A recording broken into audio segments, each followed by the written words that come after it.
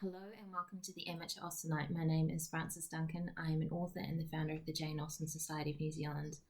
My very special guest with me today is my friend Sian. Hello, I'm Sian.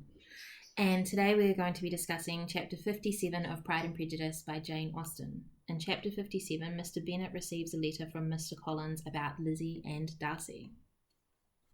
It's another fun chapter, this one. It sort of ties over from the visit from Lady Catherine at the beginning, with Lizzie, as it says here, meditating on ideas revolving round her head.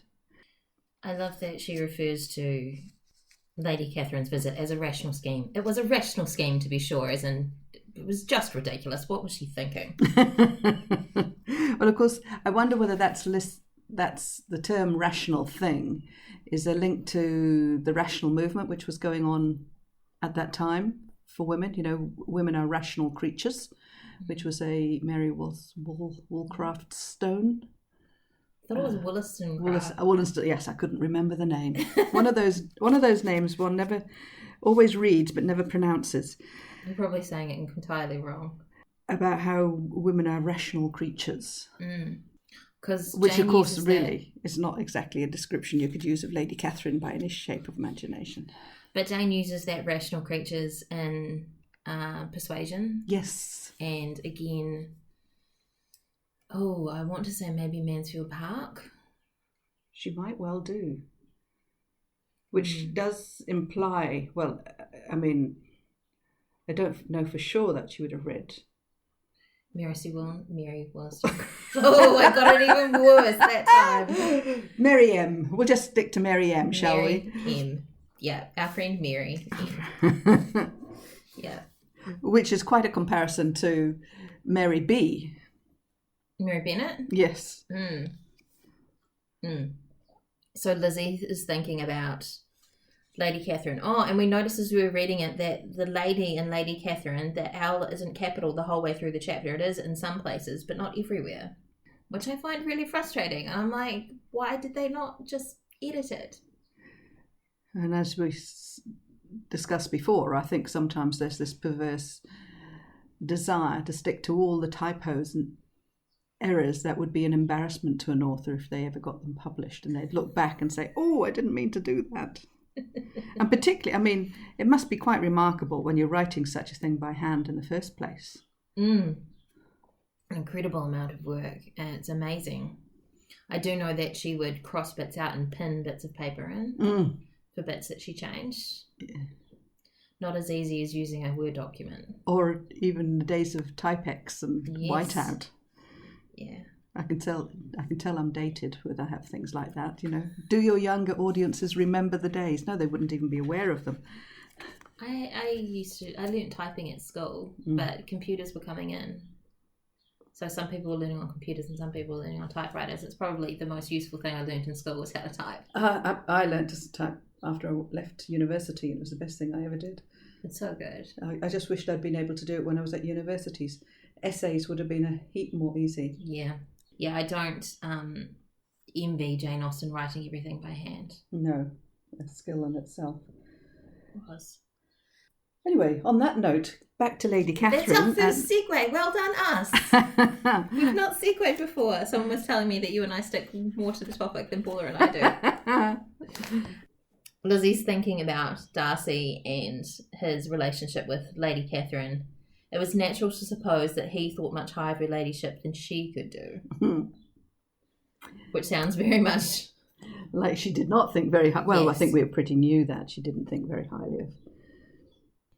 And there's a gap, at least in the copy that we have of this book, between I shall soon cease to regret him at all and then the surprise of the rest of her family. So it's all inside her thoughts and then it goes outside of her thoughts. That's right. And there's a gap there, which is interesting because Jane Austen very rarely uses those.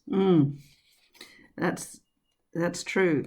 I think what I particularly like that last sentence is that it's that justification we all do when something we believe we really want is out of reach.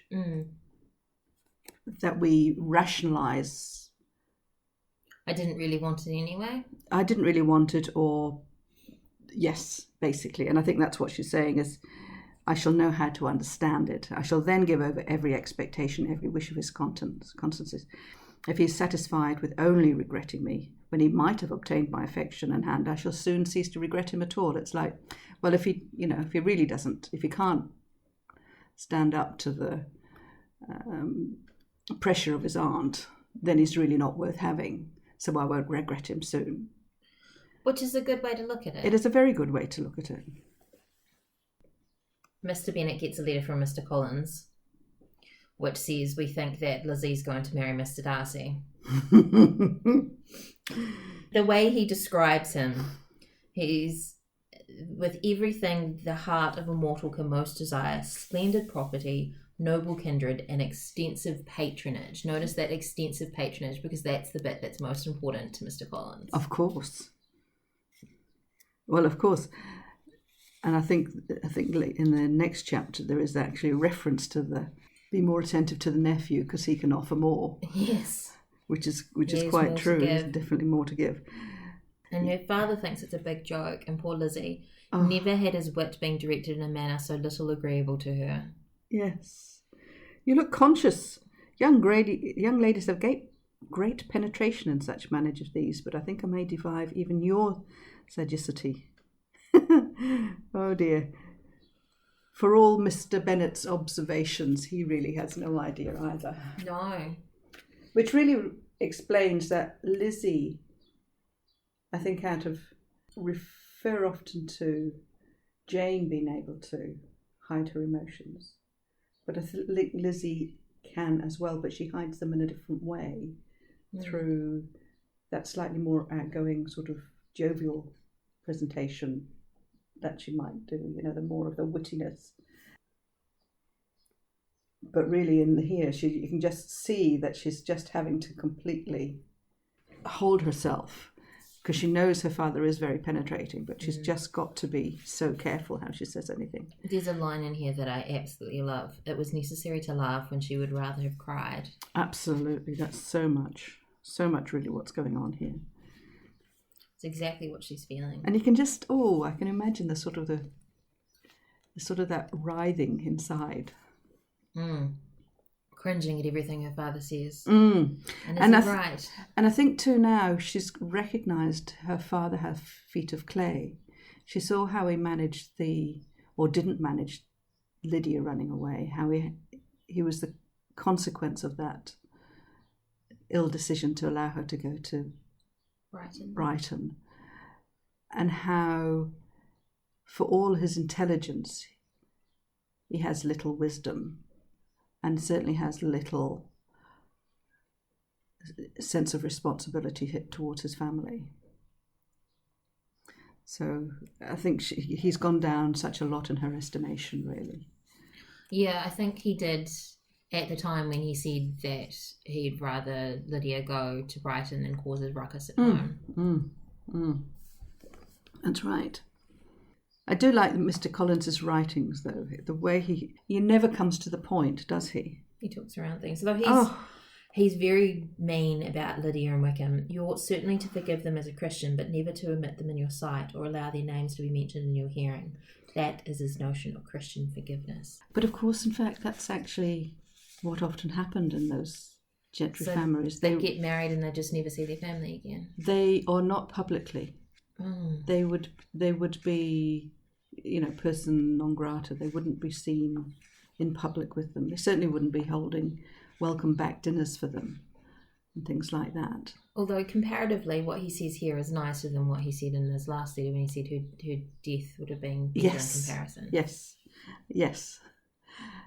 I think what you can see here, and by the end of the book, that Charlotte has a big influence on him. He's a weak man, but a strong woman's giving him his delusion of actually being in control, where actually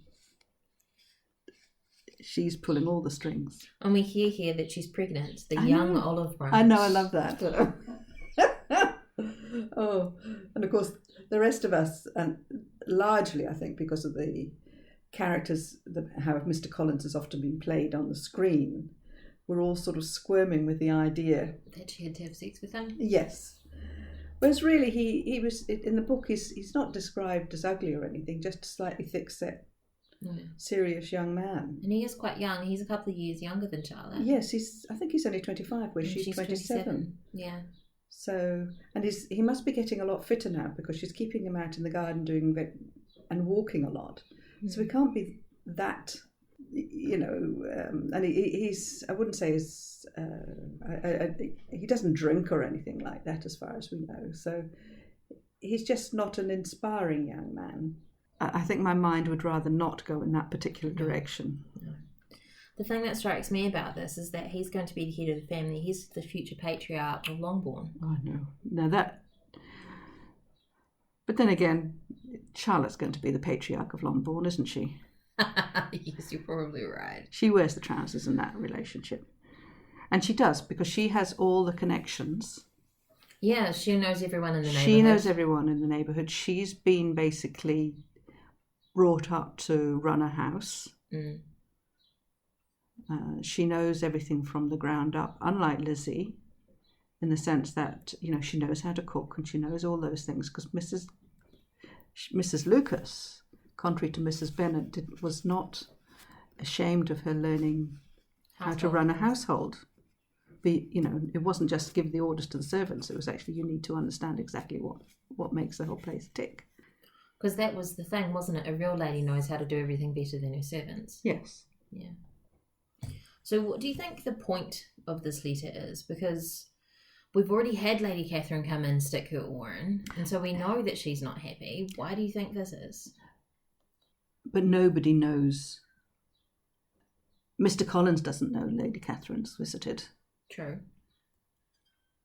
All he knows is she's gone to London, presumably to see the nephew. She doesn't know that he doesn't know that she called in Elizabeth and spoke to Elizabeth. Elizabeth is not telling anybody what Lady Catherine spoke about. Do you think this is to put her in more of a difficult situation, like put more pressure on her? Because she's had Lady Catherine, now she's got the pressure that her father knows something's going on. I don't think there's any intent. I don't think there's any collusion between either of the party. Oh no, I don't mean that. I mean of the author. I mean authorial intent. Authorial, that's a thought. I think what it does, of course, is it keeps the emotions. Elizabeth can no longer, she can't hide behind her facade so well because she's got her father making jokes about it all the time. And so she's having to actually, rather than try to move on almost and wait for something to happen, she's got her father and Mr. Collins rubbing salt in the wound by actually reinforcing in some respects what Lady Catherine's already said to her. So I think it increases the doubt because not only have you got Wickham and Lydia and Lady Catherine, you've also got Mr. Bennet, who quite frankly, as I mentioned before, doesn't really come across as the kind of responsible parent that Darcy would aspire to. So in Elizabeth's mind, or in Jane's mind, it's like all these things are against Lizzie and Darcy getting together.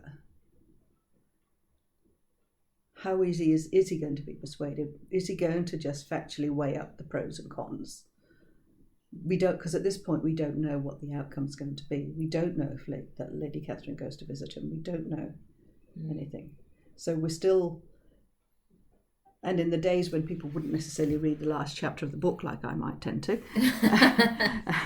and where they would be reading these at night time, in front of the sofa and to the family and everything, and they'd finish sort of on a cliffhanger and everybody would go to bed. That's a good cliffhanger. It does build the tension, doesn't it? Absolutely. Because if we'd gone straight from Lady Catherine to Mr. Darcy coming, you sort of need a bit of air in between that. And it does provide that, we know what was said, but Mr. Bennet doesn't know what was said. No. Nor does Mr. Collins. So we're privileged to have more information than the rest of the characters are, apart from Lizzie. And so we're also looking at this and thinking, yes, it has a sort of ridiculousness about it. But in the meantime, you can feel for Lizzie as a 20-year-old female squirming and very much being, oh dear, how would you feel? Yeah. when your father's saying, so is this guy your boyfriend or not? Exactly. And look, even if he was a boyfriend, who wants to talk to the father about their boyfriends at the best of times? That's very true. Now, you had a note about teasing. Oh, yes, that was right. I just noticed in the text it has teasing with a Z.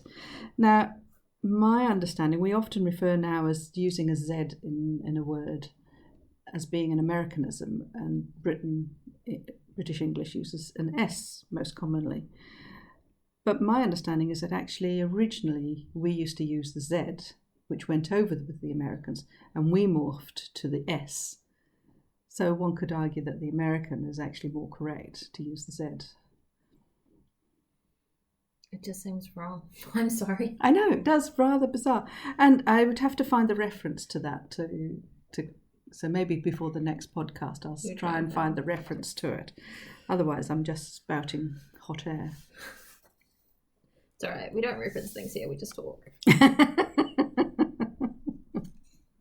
I do like that line. Are you not diverted? Says Miss Cullen. Oh, yes, please, Rebecca. Shut up, please. You can imagine in her back of her head she's saying, no, shut up, please, don't go on. Oh, poor Lizzie. It's such an uncomfortable situation to be in. Oh, dear. It's a light relief after the Lady Catherine. So she was doom and gloom and Mr. Collins' amusement. Yes. Funny pair they are. Oh, well matched. Mm. And that is our summary of chapter 57 of Pride and Prejudice by Jane Austen. My name is Frances Duncan. You can find me at francesduncanwrites.com and on Twitter at Frances_Duncan.